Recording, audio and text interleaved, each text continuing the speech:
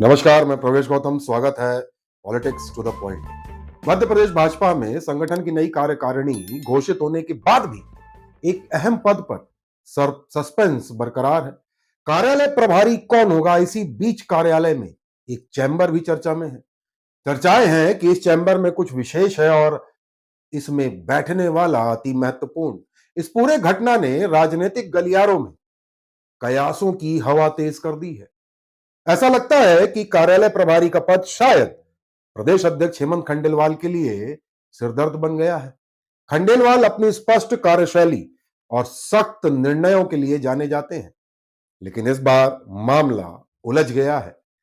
भाजपा में कार्यालय प्रभारी का पद महज एक संगठनात्मक जिम्मेदारी नहीं, बल्कि पूरे राजनीतिक प्रबंधन की धुरी होता है।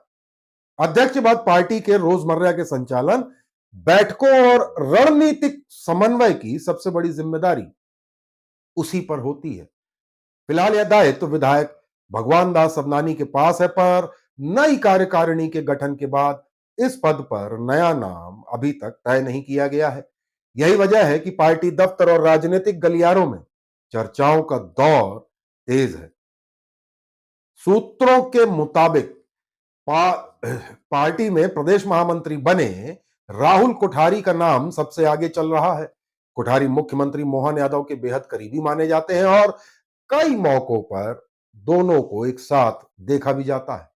मुख्यमंत्री का भरोसा और राजनीतिक नजदीकी कोठारी के पक्ष में है, लेकिन सवाल यह उठ रहा है कि क्या वे इतनी व्यस्तता के बीच कार्यालय प्रभारी जैसे डिमांडिंग पद का संतुलन संभाल पाएंगे?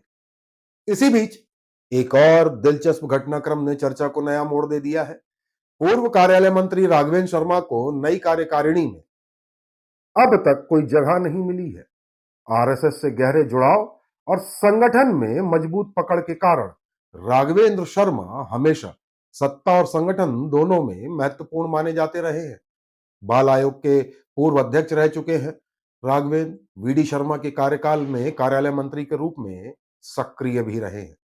नई कार्यकारिणी में श्याम महाजन को कार्यालय मंत्री बनाया गया। महाजन द्वारा पदभार ग्रहण करने के बाद राघवेंद्र शर्मा ने कार्यालय मंत्री वाला चैम्बर तो खाली कर दिया, लेकिन उन्होंने कार्यालय में ही एक नया चैम्बर अपना बना लिया है। दिलचस्प बात यह है कि भाजपा कार्यालय में अध्यक्ष, कार्यालय मंत्री और कार्यालय प्रभारी सिर्फ 3 पदों के लिए ही चैम्बर निर्धारित होते हैं। ऐसे में राघवेंद्र शर्मा का नए चैम्बर में बैठना कई राजनीतिक संकेत देता है। पार्टी के अंदरूनी सूत्र बताते हैं कि बिना अध्यक्ष की सहमति के यह कदम उठाना संभव नहीं है। इसलिए यह कयास लगाए जा रहे हैं कि राघवेंद्र शर्मा के लिए कोई महत्वपूर्ण जिम्मेदारी तय हो चुकी है। कार्यकारिणी घोषित होने के बाद अब सिर्फ एक बड़ा पद खाली है, वह है कार्यालय प्रभारी का।